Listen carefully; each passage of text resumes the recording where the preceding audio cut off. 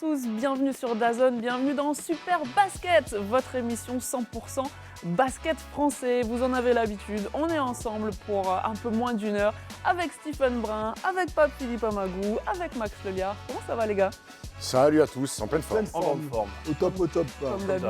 Comme d'habitude. Ce qui n'est pas comme d'habitude par contre, c'est qu'aujourd'hui, on vous a préparé une émission spéciale Leaders Cup avec en plus un invité de marque, le premier invité que l'on accueille dans ce Super Basket. Il a remporté la Leaders Cup l'an dernier avec Le Mans. Il évolue cette saison du côté de Strasbourg. Vous avez deviné de qui il s'agit.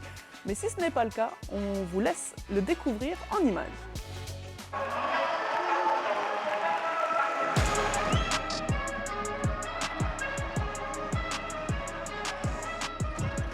Pour l'insaisissable Abdoulaye Ndoye qui a coché ce match dans son calendrier.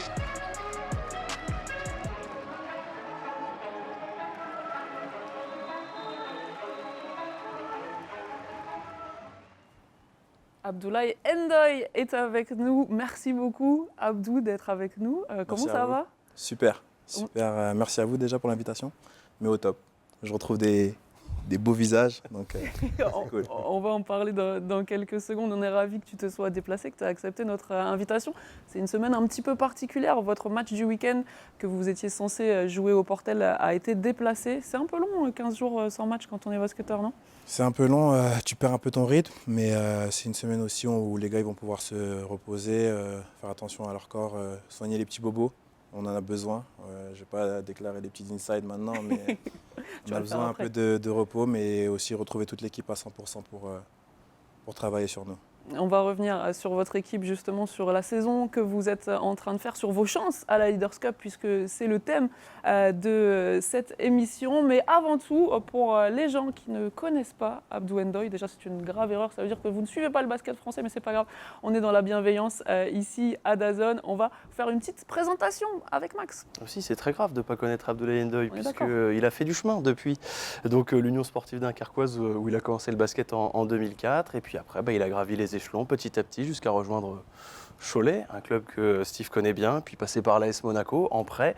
On a rejoint Gravelines Dunkerque, un petit peu pour revenir aux origines, j'ai envie de dire.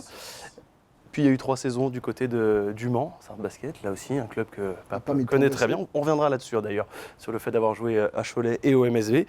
Et donc depuis cette saison, nouvelle couleur, nouveau maillot avec Strasbourg. Et puis Abdoulaye Ndoye, c'est quand même 2 titres champion d'Europe avec les jeunes, U16, U18, et 2 titres aussi en Leaders Cup l'année dernière avec le MSB et en Eurocup avec Monaco en 2021. Voilà. Un arrière-meneur de 2 mètres, tu nous disais que ça dépendait un petit peu de la toise. Et aussi la taille de la coupe. Et combien d'envergure, Abdou ? 2,19. 19, ouais, ça commence, 2,19, ouais. Ça commence à être sérieux. Ouais. Je ne sais pas si tu avais 2,19 m d'envergure quand Stephen a commencé à te côtoyer. C'était du côté de Cholet. Toi, tu étais sur ta fin de carrière. Lui, il avait 17 ans, c'était le leader du groupe Espoir. Moi, c'était ma dernière année pro avant la retraite du côté de Cholet. Il s'entraînait avec nous, avec les pros. Déjà, formidable défenseur, longue envergure, il tapait des ballons partout. Et puis, il avait tout de suite l'envie de s'imposer. Pro, pas pro, il était là. Ça mettait des bums, ça mettait des coups. Et très content de le voir aujourd'hui. C'était il y a 9 ans. Et très content de son parcours surtout. Voilà, il a mûri, il a grandi. Et j'espère que je ne l'ai pas rendu... Je n'ai pas donné une mauvaise image du basketteur pro quand il avait 17 ans, parce que j'étais quand même un phénomène. Mais bon, on a des bons souvenirs ensemble, Abdou. Hein. Exact. On va revenir sur vos souvenirs, sur les souvenirs de Pape un petit peu plus tard. Mais d'abord, on va vous présenter le sommaire de cette émission spéciale Leaders Cup. Le MSB, vainqueur de l'édition 2025, remet son titre en jeu dans une compétition qui fait souvent la part belle aux outsiders. En parlant d'outsiders, on évoquera les chances de la SIG Strasbourg, équipe surprise du début de saison, avec notre invité Abdou Ndoye. Tout ce qu'il faut savoir sur les affiches de la Leaders Cup, de l'impact attendu de Brian Angola sur l'Asvel, aux espoirs de Nanterre, en passant par la rivalité Paris contre Bourg-en-Bresse, c'est maintenant dans Super Basket. Allez, avant de se plonger dans la compétition qui aura lieu dans 2 semaines à l'Arena Futuroscope de Poitiers, petit retour donc sur la surprise Mancel de 2025 et ce qui fait l'ADN de cette compétition.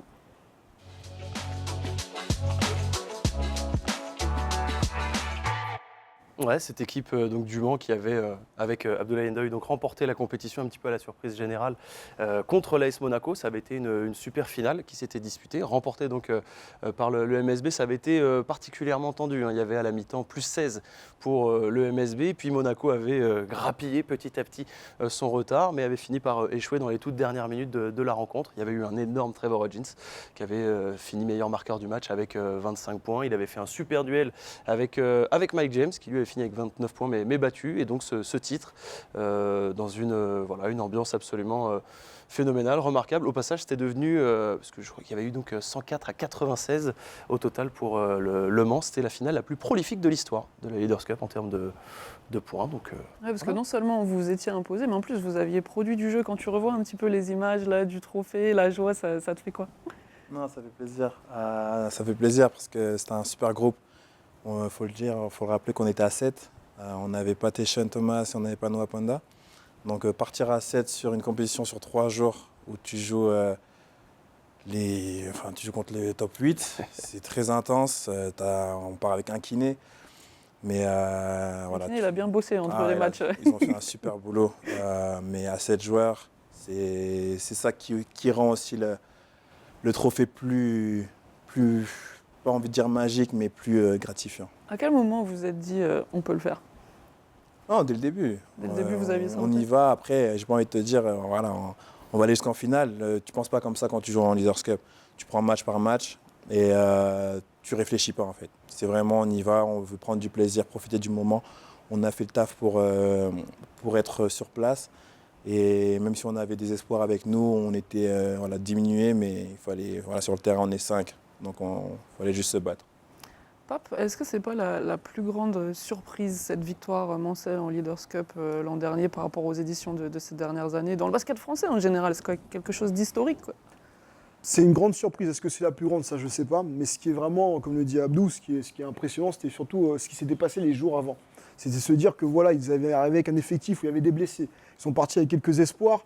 Et on connaît ce format qui est très particulier, où on ne peut pas se projeter. C'est vraiment un match coup près et tu vois si tu peux déjà te projeter pour le lendemain. C'est très compliqué de calculer dans une Leaders Cup.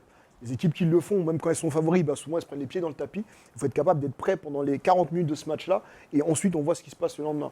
Donc c'est vrai que c'était une grosse surprise parce que le MSB avec Guillaume Vizade, en plus, ils avaient pas refusé le jeu. Ils avaient joué des équipes intenses, notamment la finale, mais même en demi, je me rappelle, c'était déjà un match plein d'intensité. Et ils n'ont pas justement fermé le jeu en se disant on va s'économiser, etc.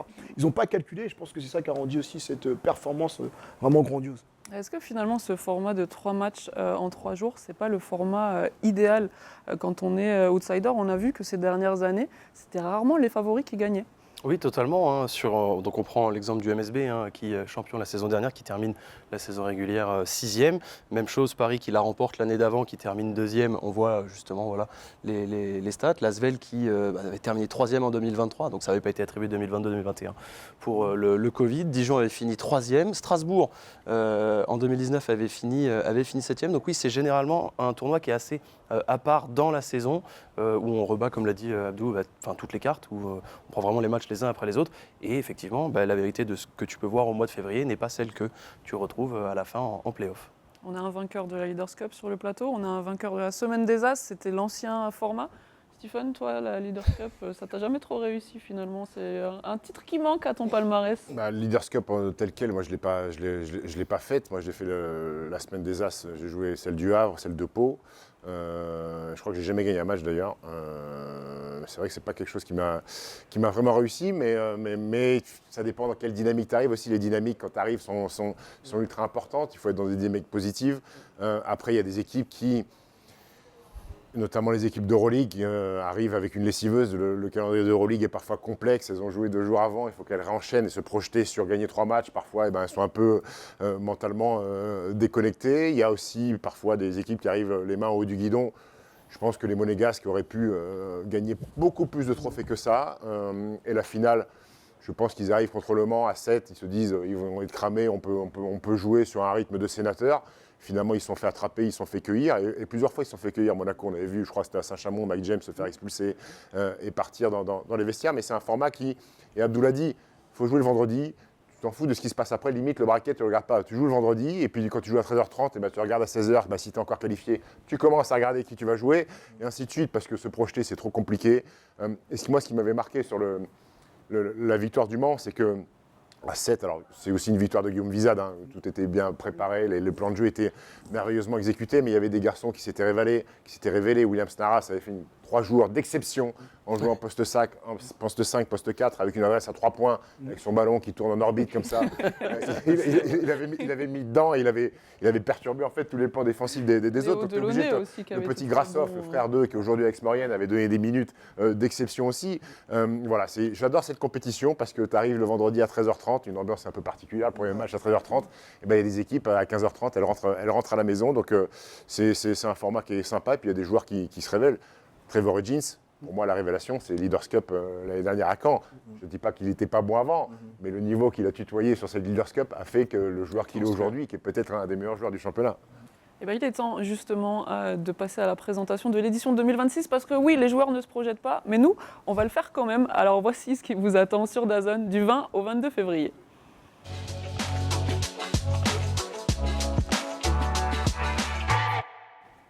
La Leaders Cup, on l'a dit, c'est une compétition qu'on adore. Il y a toujours du suspense, il y a toujours du spectacle, il y a toujours de l'intensité. Tout le basket est réuni en un même lieu et sur DAZN. Petit aperçu donc de ce qui va se passer à Poitiers dans quelques jours. La Betclic League cette année, elle est complètement folle. Chaque week-end, on voit une équipe qui passe devant l'autre. Voir toutes ces équipes se retrouver 3 jours au même endroit, ça va être encore une fois des matchs à ne pas rater. Forcément, il y aura une ambiance incroyable. On a toujours envie de briller dans des endroits comme ça. Elio Okobo, Mike James, Matthew Strazel, Nadir ici, c'est forcément toujours un super spectacle. Tu gagnes, tu passes, tu perds, tu sors. Monaco l'année dernière, ils n'ont rien gagné. Et cette année, ils ont les pros, ils veulent tout gagner. Et ça doit commencer par la Leaders Cup. C'est aussi une compétition pour les outsiders. On a envie de penser à Nanterre, à Bourg-en-Bresse. Tout le monde a ses chances dans la Leaders Cup.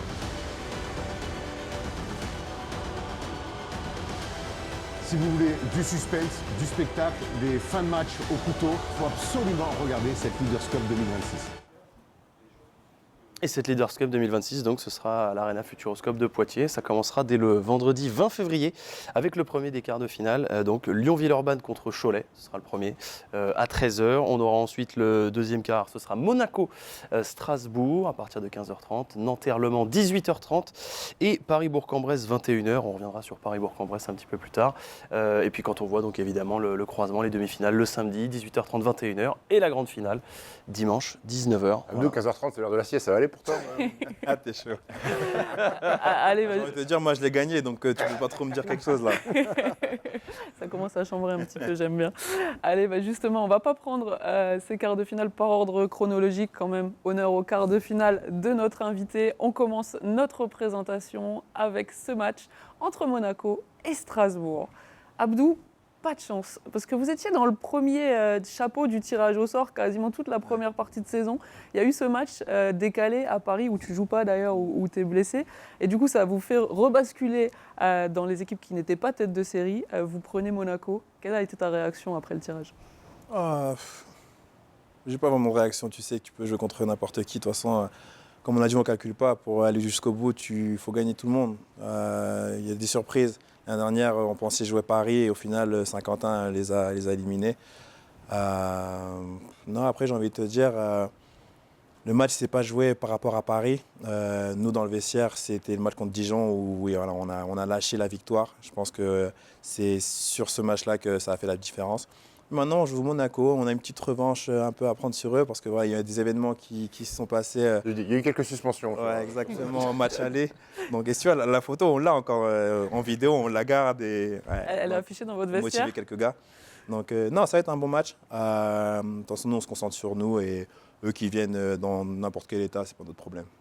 Surtout que vous faites un magnifique début de saison, on va y revenir, mais vous n'avez pas encore accroché d'équipe d'Euroleague à votre tableau de chasse. Accroché, ça dépend, ça dépend comment tu peux le dire. Vous ne les avez pas battus en tout cas. Ouais, je suis d'accord avec toi. Exactement. Ouais, tu vois, quand tu regardes notre effectif, il y a beaucoup de rookies. Voilà, cette équipe d'Euroleague, c'est du haut niveau.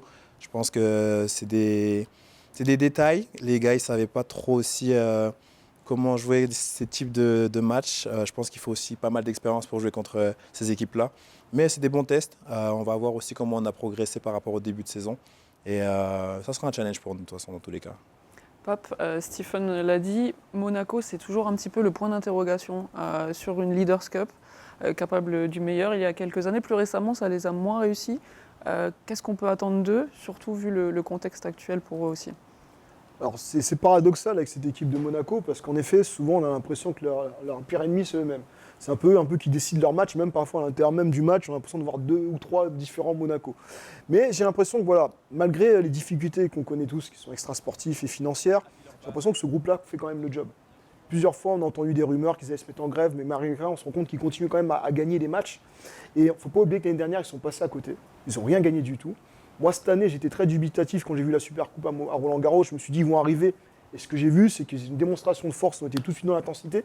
Donc je pense que cette année, ils avaient été payés avant la Super Coupe. Ouais, là, ils avaient été payés. Mais au-delà de ça, même quand ils ne sont pas payés, ils continuent à gagner. Ah, là, ils ne gagnent pas trop en ce moment, Pape. Stephen, tu crois, toi L'Euroleague, c'est compliqué. Moi, je pense que sur ce premier match-là, sera un vrai test. Je pense qu'ils auront du mal face à Strasbourg. Et s'ils arrivent à passer ce test-là, ils vont être dangereux.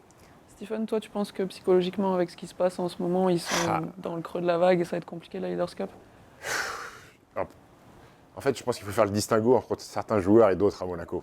Je pense que les garçons comme Michino, Tarpé, Johan Bégarin, Mathieu Strazel et Yokobo, je pense que c'est les garçons pour qui ça compte vraiment de jouer des matchs comme ça et de prendre un trophée. Moi, on ne va pas me vendre que Nikola Mirotic, si ça fait 2-3 mois qu'il n'est pas payé, on ne va pas me vendre que Nikola Mirotic, il va aller à Poitiers, à la Futuroscope Arena, pour se dépouiller, pour gagner la Leaders Cup. Je cite Nikola Mirotic parce que c'est un CV et un énorme salaire. Mais Tice aussi. Mais voilà, Tice aussi, Mike James, ça dépend. Donc moi, ce que je vois là, en championnat, ils ont battu le Portel. Le Portel, bon, Tout le monde bat le Portel. voilà, tout le monde bat le Portel, peu importe. Ce que je vois en Euroleague, Ce que je vois en Euroleague, c'est un peu plus complexe ces dernières semaines. Dans les attitudes, ce qu'ils ont pris à Kaunas, c'est quand même, il y a des vrais éclats. Le discours de Spanoulis en disant nous on n'est que 12, et les équipes sont 16, 17, 18. Physiquement. Je sais pas, moi j'ai beaucoup de mal avec certains joueurs de cette équipe-là sur l'aspect motivation, si les problèmes ne sont pas réglés. Je pense que ces problèmes-là, au début, les joueurs, ça ne les intéressait pas. Maintenant, je pense qu'il y a un peu d'impact psychologique sur les problèmes. Et au bout d'un moment, ces mecs-là, ils aiment bien jouer au basket. Ça reste un métier quand même. Donc si ça fait 1, 2, 3 mois que tu n'es pas payé, bon, tu arrives le matin à l'entraînement, tu as moins de motivation. Tu vois Strasbourg favori. Pardon? Tu vois Strasbourg Sur la gagner. motivation, je vois Strasbourg favori. Ouais. Tu le vois gagner. Strasbourg battre Monaco? Ouais. Ma réponse est oui. Ok, c'est cool. Et toi? Ça arrive. Toi? Moi, je mets une pièce sur Monaco. Okay. Même si j'aimerais Abdou, t'es mon gars, j'aimerais bien vous gagner, mais je mets une pièce sur Monaco. Abdou, justement, bon, toi, on ne te demande pas sur qui tu mets une pièce. On sait, en plus, tu les as battus l'an dernier en finale et plusieurs fois durant la saison. Tu connais les clés, tu connais aussi les forces de ton groupe. Justement, qu'est-ce qui te fait dire que vous pouvez les battre et plus généralement que cette année, il se passe quelque chose à Strasbourg, que vous pouvez aller chercher un titre ou en tout cas une belle histoire? Non, c'est comme il a dit, Stéphane, c'est la motivation. Parce qu'il ne faut pas oublier que c'est une autre compétition du championnat et tu peux vraiment prendre un titre. Donc tu te mets à l'idée que tu peux avoir un trophée et quand tu prends un trophée dans la saison, ça peut changer aussi la spirale du groupe et de ta saison. Donc si les gars ils sont tous motivés, il y a le dunk de Gabe bizarrement. Donc il y aura une revanche pour certains. Mais si on est tous concentrés, on limite aussi nos erreurs parce que voilà, c'est des équipes contre qui il faut faire le moins d'erreurs possible, mais surtout pas avoir peur de les agresser, quoi. Et qui, dans cette confrontation-là, Pape, je m'adresse à toi, parce que toi, Monaco, c'était Poulain. Oh, ça sort d'où, ça? Même pas le mot Monaco. Qui a le plus de motivation pour gagner la Leaders Cup? À Monaco, les mecs, ils sont là pour une chose, être champion d'Europe. Ouais, bien sûr. Être champion d'Europe. Strasbourg, c'est l'équipe qui a plus de rookies. Ces mecs-là, la Leaders Cup, je pense qu'ils vont arriver, ils vont mordre dedans. Nous, on veut gagner un trophée. Monaco, mec, la motive. Comment tu fais pour motiver des mecs comme ça? Alors moi, je demande qu'à avoir tort. Moi, j'adore ces surprises qu'il y a chaque année à la Leaders Cup. Je pense que c'est ça qui fait son charme. Et je pense que ce trophée-là, il n'y a pas à discuter. Il est beaucoup plus important pour les outsiders que pour Monaco. Oui. Il n'y a pas de sujet par rapport à ça. Mais je pense qu'il y a une autre dynamique qui s'est créée. Plusieurs années, là, on a vu, on se dit, oh, ils font un peu l'impasse, etc. Et derrière, surtout Fanny. force de dire on veut être champion d'Europe, à la fin, il n'y a rien du tout. Et je pense que cette année, c'était ce groupe-là, comme les joueurs que tu as cités, je pense que ces joueurs-là, motivés, sont capables de faire cette différence-là. Je pense à des gars comme Bangarin que tu n'as pas rajouté. Je pense que ces gars-là, pour eux, c'est important pour eux, ce Leaders Cup-là. Et je pense que cette année, moi, je les vois arriver peut-être à un match très compliqué. Hein. Et une fois de plus, je ne demande qu'à avoir tort. Mais je pense que s'ils passent ce premier match-là, ils peuvent aller très loin. On verra qui de vous deux a raison sur cette prédiction. Stéphane, tu parlais des rookies de la SIG. On va parler aussi du rôle d'Abdou, évidemment, dans quelques minutes. Mais il y a ce quatuor qui fait beaucoup parler depuis le début de la saison et qui sera forcément important si Strasbourg veut faire quelque chose. Ah oui, totalement. On en a beaucoup parlé, nous, avec Pape, puisqu'on a eu la chance de faire les différents multiplex. On a beaucoup commenté Strasbourg. C'était vraiment donc un pari pour cette équipe de Strasbourg. On est reparti sur un tout nouveau projet et force est de constater que quand tu regardes les 4 noms qui sont là, donc Mike Davis Jr., Marcus Keane, Gabe Brown et Nelly Joseph, c'est 4 joueurs qui sont à plus de 13 points de moyenne, qui apportent, que ce soit à la passe, à la création, avec évidemment Mike Davis et avec Marcus Keane. Et puis tu as cette adresse à distance, à longue distance et ce très joli bras de Gabe Brown. La dureté à l'intérieur de Nelly Joseph. Alors Strasbourg, c'est pas que ces 4 joueurs-là, mais quand ces 4-là sont bien lunés, comme il faut dans le match, etc., c'est une équipe qui, comme l'a dit Abdou, peut prendre n'importe qui. C'est une équipe qui est bien hiérarchisée. Chacun connaît son rôle. Abdou connaît son rôle, Marcus Keane. Chacun sait ce qu'il a à faire. Ils ont 2 soldats, JB Maille et William Pfister. Eux connaissent exactement leur rôle. JB Maille, il ne se prend pas pour un autre à prendre des tirs à 3 points en transition. Il sait que c'est pas. Mais c'est très important aussi en bet équilibre d'avoir une hiérarchie. Chacun connaît son rôle et l'exécute à la perfection. Donc c'est une équipe qui est dangereuse. On ne l'a pas dit, mais Ben Gregg c'est un rookie qui a peut-être eu du mal à prendre le rythme de la bet elite, mais qui a été très bon sur le dernier match. Ils ont des joueurs ultra intéressants. L'alliance de jeunes joueurs et de mecs avec plus d'expérience comme Marcus Keane ou comme Abdou, pour l'instant, ils fonctionnent à merveille. Est-ce que toi, justement, c'est Nelly Joseph qui est la grande surprise de championnat. Est-ce que toi, tu es surpris de voir des garçons qui découvrent la France et qui découvrent ce championnat, de voir autant performer? Surprise, c'est un grand mot. Tu sais, quand tu fais des paris sur des joueurs, c'est soit pile ou face. Moi, je suis arrivé aussi un peu tard. Je n'ai pas fait la pré-saison avec eux. Donc, je suis arrivé une semaine avant le premier match du championnat. Donc, j'apprenais aussi à les connaître au fil du temps, le staff, voir comment tout ça pouvait avancer, travailler avec les automatismes qu'on pouvait mettre en place aussi. Mais on en revient à la motivation. Quand tu prends des rookies, tu as des gars qui ont envie d'avancer, des gars qui veulent prouver aussi. Mais ce que j'aime beaucoup dans ce groupe, c'est les égos des gars. C'est des gars qui ont peur de personne. Tu peux en mettre Euroleague, n'importe qui tu veux. J'ai jamais entendu un gars dire ça va être chaud ce week-end. Alors que tu vois, toi-même tu connais dans des vestiaires, il y en a des mecs ils calculent un peu, eux ils calculent pas. Ils y vont sur le terrain, ils vont faire le maximum qu'ils peuvent donner. Mais comme la surprise, Nelly c'est un gars pour moi c'est un beast. Avec une histoire particulière. Exactement. Moi j'étais pas au courant, mais quand je l'ai appris sur Twitter justement. Mais on le rappelle, Nelly Joseph qui a grandi au Nigeria, qui était dans la rue, qui a dû se débrouiller étant enfant, à trouver des petits boulots, à survivre en fait, et qui se retrouve aujourd'hui basketteur professionnel. Incroyable, incroyable. Mais non, les gars, ils ont la dalle, franchement. Marcus, il vient avec une envie de prouver aussi, de montrer que c'est Marcus Keane. Mike, pareil, le gars, tu lui donnes la balle, il va faire ce qu'il a à faire. Il vous gagne le match à Bourg-en-Bresse quasiment. Lui et Gabe. Les deux. Match. Incroyable. Tu mentionnes du coup 3 garçons qui ont été All-Star. Toi, tu n'as pas eu cette chance d'être élu. Stéphane n'a pas voté pour toi. Je crois pas que non plus, d'ailleurs, j'étais là. Mais justement, je leur veux pas, au All-Star Game. Est-ce que tu étais là, toi? J'ai pas entendu prononcer le nom de Abdou non plus, Chloé. Vous m'avez eu. Au All-Star Game à Paris, on a pu discuter avec tous ces joueurs et on a posé la question à tous les joueurs qui étaient présents.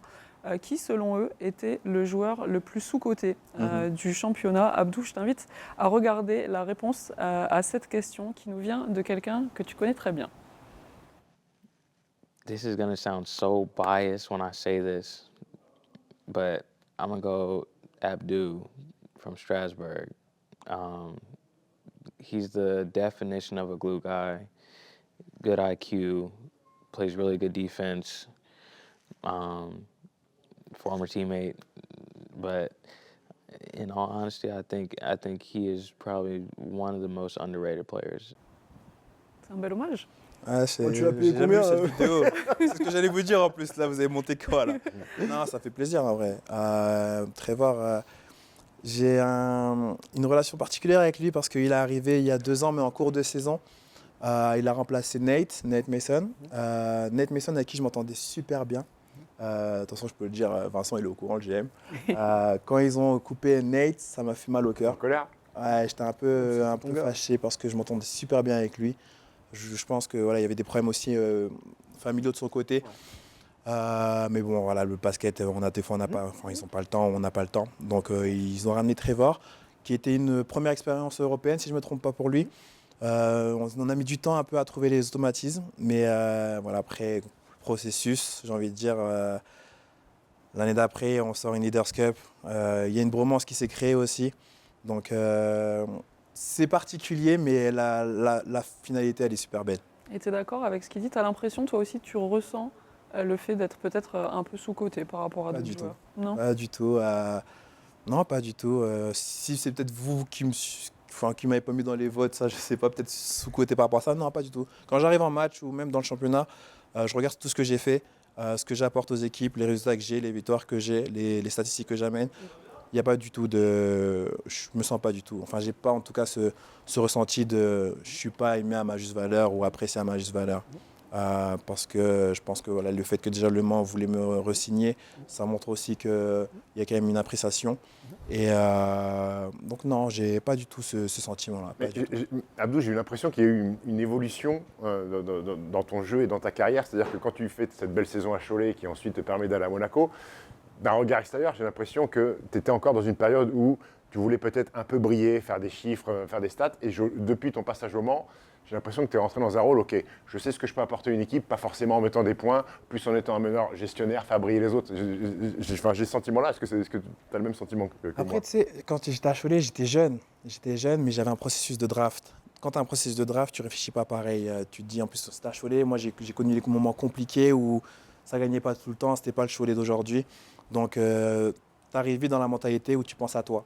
Après, à Monaco, non, je suis rentré dans l'esprit de gagner, parce que tu as Mitrovic, que si tu es un joueur personnel ou tu penses à toi, ça va pas passer. Donc, tu vois aussi le basket autrement. Mais tu grandis aussi. Tu as des choses qui t'arrivent dans la vie, que ce soit en dehors du basket ou même sur le terrain. Ça te fait grandir. Donc, tu mûris. Et toutes ces situations, justement, ça m'a fait mûrir. Mais à la base, le basket, j'y joue pour gagner. Donc, que ça soit statistiquement parlant ou pas, moi, je veux gagner. Que ça soit même aux entraînements, il n'y a pas de stats, je veux gagner. Je suis un réel compétiteur. Les gens qui me connaissent le savent très bien. Donc, non, je peux te rejoindre sur le fait que processus draft, il y avait ce côté personnel, pas de souci.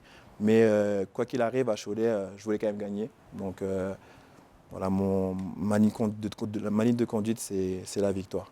Moi, je veux juste faire un petit aparté pour parler de tes stats, le fait que tu es capable de faire ce qu'il faut pour permettre à cette équipe de Strasbourg de gagner. Steve le disait, tu ne fais pas que du scoring, il n'y a pas que la défense comme Pape le disait, tu prends des rebonds, tu apportes de la passe, de la création. Voilà, tu as ce côté aussi leader, tu peux soulager les joueurs en montant le ballon. Tu es vraiment un joueur, le glue guy un petit peu, all around, qui est capable de faire tout sur un terrain. Et on sent effectivement... Tu as fait un triple-double un jour? J'ai envie. Failli là contre Le Mans. C'était pas loin. Je savais pas. Après, tu sais. Quelques rebonds, t'as une On passe. n'est pas en NBA. En NBA, le mec, il manque une passe. Il y a écrit, tu vois, Oui, tu viens. Et quand tu as Nili Joseph ou un Fousseni, des fois, tu n'as pas tous les rebonds. Après, les passes décisives, tu mets une petite passe, mais les gars, ils ratent. Mais non, franchement, j'espère le faire dans ma carrière une fois, à un bon niveau, surtout. Voilà. Mais ce n'est pas un objectif que je me suis encore donné, mais un jour, ça serait un plaisir parce que je trouve qu'un joueur de basket, il faut qu'il soit le plus complet possible. Et donc, c'est ce que j'aimerais. Je pense que je le suis quand même pas mal, mais afficher cette ligne de triple juste pour avoir même ce 10-10-10. Oui. C'est une fierté. Ouais, fin de carrière. À encadrer dans ta chambre. Trevor parlait de ton QI basket.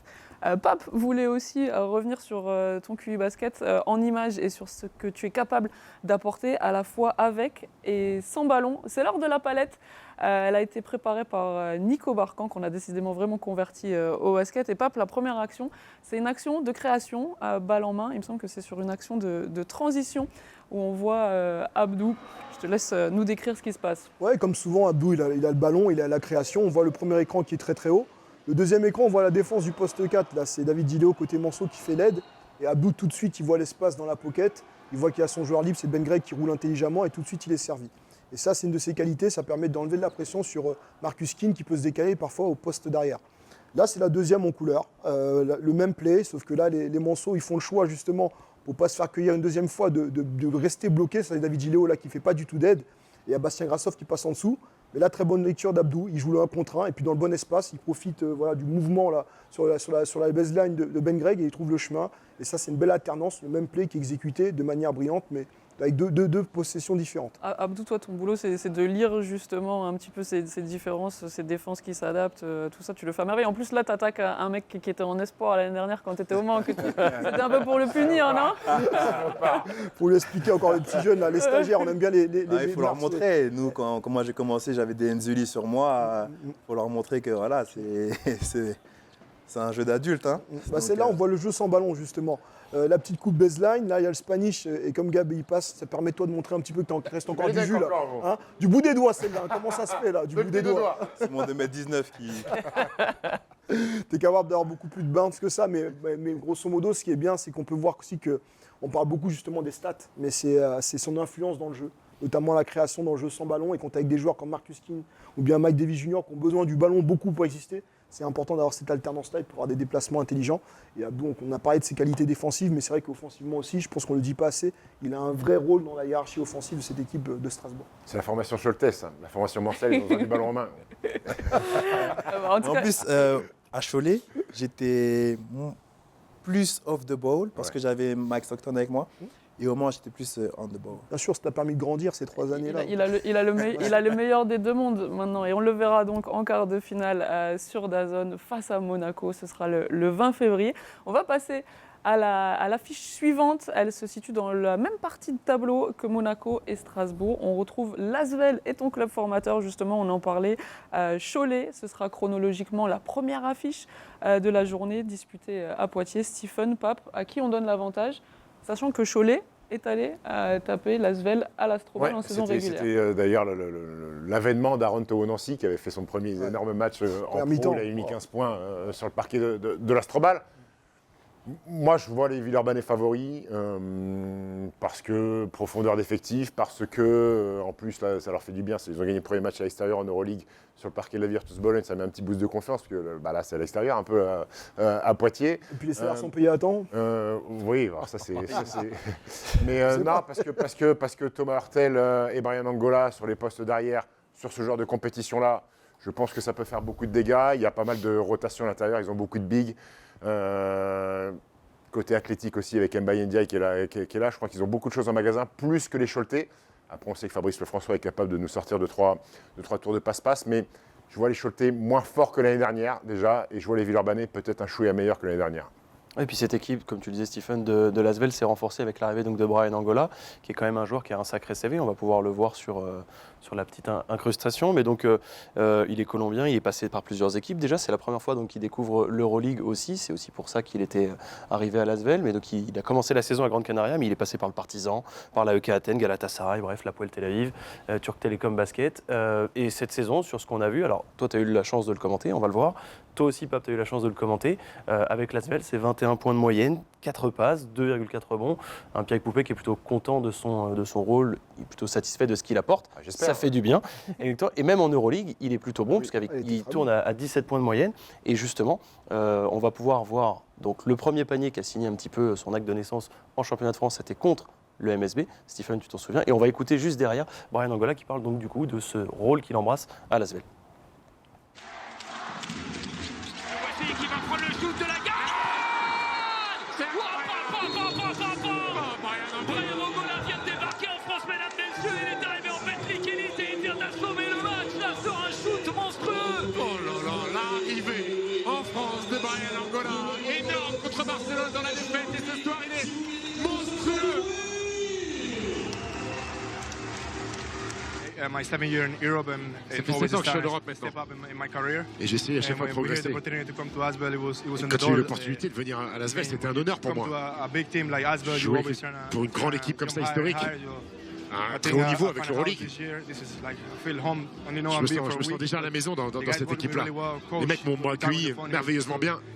J'ai déjà cet esprit de famille et je me sens vraiment bien.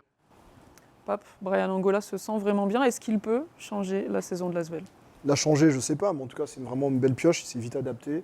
Il apporte du scoring, de l'énergie, il joue avec passion. Il fait aussi la création. Après la perte de Nando, c'est vraiment un très bon travail de la cellule de recrutement. À cette période-là de l'année, trouver un profil comme ça, c'est vraiment bien joué pour l'Asvel. Abdou, tu n'as pas encore joué contre lui, mais qu'est-ce que ça t'inspire quand tu le vois et quand tu vois ce qu'il apporte déjà à cette équipe villeurbannaise? Non, un très bon joueur. Je l'avais vu contre Le Mans quand il était à Grande Canaria. J'ai vu ses qualités offensives. Je connais son CV. Très belle pioche, comme il a dit. Non, franchement, très solide. C'est une belle plus-value à leur équipe. C'est le joueur qu'il leur fallait pour remplacer Nando, je pense. Donc, non, c'est bien pour eux. Après, pour l'instant, en Betclic, il n'a pas joué un seul match avec Thomas Hurtel, puisque Thomas Hurtel en Betclic Elite prend des day off. Ce qui ne sera pas le cas, je suppose, sur la Leaders Cup. Il faudra avoir aussi l'association des deux en même temps. Ces deux garçons qui ont besoin du ballon. Brian Angola, quand il est sur le terrain avec l'Asvel en Betclic Elite, il a beaucoup, on l'a vu à Antares, tous les ballons sur les 5 dernières minutes, tout passe par lui. Donc il faudra avoir la cohabitation, même s'il pourra se régaler des caviars de Thomas Hurtel. Mais il faudra avoir aussi l'adaptation que vont avoir les autres équipes. C'est un garçon qu'en Euroleague, personne ne connaissait, vu que c'est la première fois qu'il joue en Euroleague. Donc il y a aussi le temps d'adaptation, le scouting aussi, qui va peut-être être un peu plus développé sur lui pour l'arrêter. Et puis sur un premier match comme ça, Fabrice Lefrançois va forcément trouver des garçons éventuellement pour stopper Brian Angola. Mais c'est pour l'instant belle découverte. Bravo, bienvenue en Betclic Elite, parce qu'il ne les a pas loupés ses débuts, le coquin. Allez, on continue de faire le tour de ces affiches des quarts de finale de la Leaders Cup 2026 avec un alléchant Nanterre contre Le Mans. Alors, il ne s'agit pas d'équipes d'Euroleague cette fois, mais c'est deux équipes qui jouent très bien au basket, qui sont très bien coachées. Abdou, je me tourne vers toi. Si Strasbourg ne gagne pas la Leaders Cup, est-ce que Le Mans peut faire le back-to-back selon toi? Je n'ai pas envie de donner des pronostics, mais Nanterre, ils sont solides cette saison. Ça tourne bien, très bien coaché. Ils ont aussi des joueurs qui connaissent le championnat, qui connaissent ce format aussi de la Leaders Cup. Franchement, ce match-là, pour moi, c'est un vrai 50-50. C'est très compliqué. 50-50 aussi, Pop? Non, j'ai pas envie de dire 50-50. Je pense que Nanterre est quand même favori par rapport à tout ce qu'ils ont montré sur la saison. Ils ont été beaucoup plus solides. Deuxième de la saison régulière. Avec vraiment un jeu bien léché. Une équipe, on parlait d'hiérarchie du côté de Strasbourg, mais c'est aussi le cas de cette équipe de Nanterre. On a vraiment l'impression que chaque pièce est à sa place, chaque pièce du puzzle et chaque joueur apporte, malgré les blessures, etc. Et je pense qu'il y a quand même un petit avantage pour cette équipe de Nanterre par rapport à ce qu'ils nous ont proposé depuis le début de saison. Surtout que Stephen, tu le connais mieux que personne. La Leaders Cup, c'est le seul titre qui manque au palmarès de Nanterre. Tu n'as pas été capable de la remporter lors de tes deux saisons. On ne s'est pas qualifié, donc c'est plus comme ça, moi.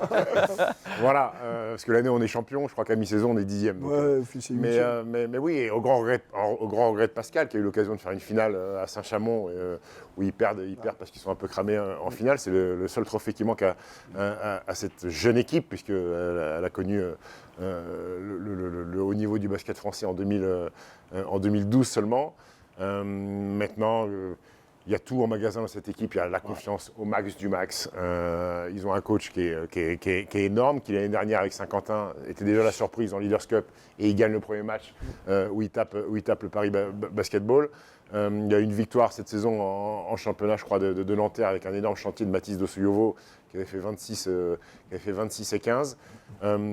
Écoute, c'est peut-être, à mon sens, l'affiche la plus équilibrée, mais l'affiche que j'ai hâte de voir, à voir si Jérémy Sanglin peut éventuellement rentrer sur la Leaders Cup, parce que je pense que Len Schurman fait du bon boulot. Je pense que Len Schurman va finir la saison avec Nanterre, donc le roster va s'étoffer d'une rotation supplémentaire.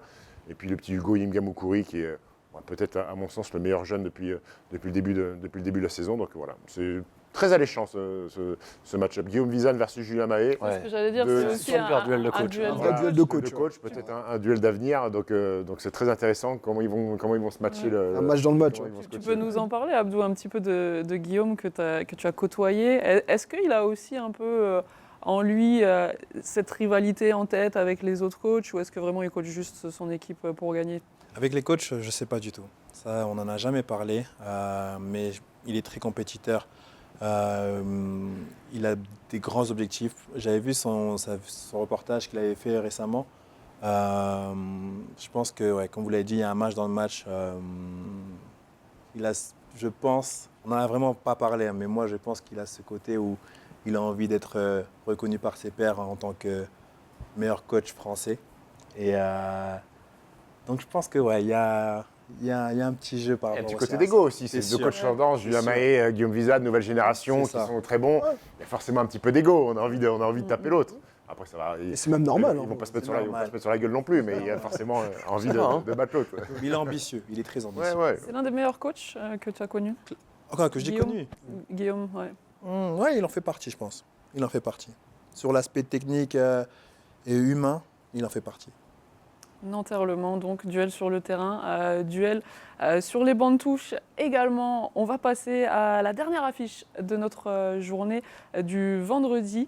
Une confrontation qui nous offre toujours des matchs disputés, intenses, souvent avec des scores fleuves et toujours depuis quelques temps avec le même vainqueur. On retrouve la rivalité entre Paris et Bourg-en-Bresse en quart de finale de la Leaders Cup cette année. Oui, totalement. Bon, alors la rivalité, c'est parce que c'est deux places fortes du basket qui continuent de monter, qui travaillent bien année après année, qui se sont joués en finale de l'Eurocup, qui avait été remportée, on s'en souvient, par Paris. Mais bon, quand on regarde sur les dernières confrontations, la rivalité, malheureusement, dans le chiffre, elle n'existe pas. C'est 10 victoires pour les Parisiens, 0 pour les joueurs de Freddy Fotoux. Mais voilà, c'est aussi deux styles de jeu, une opposition qui va valoir son pesant d'or aussi, hein, quand même, parce que c'est un titre, comme vous l'avez tous dit sur le plateau, qui va se jouer au bout.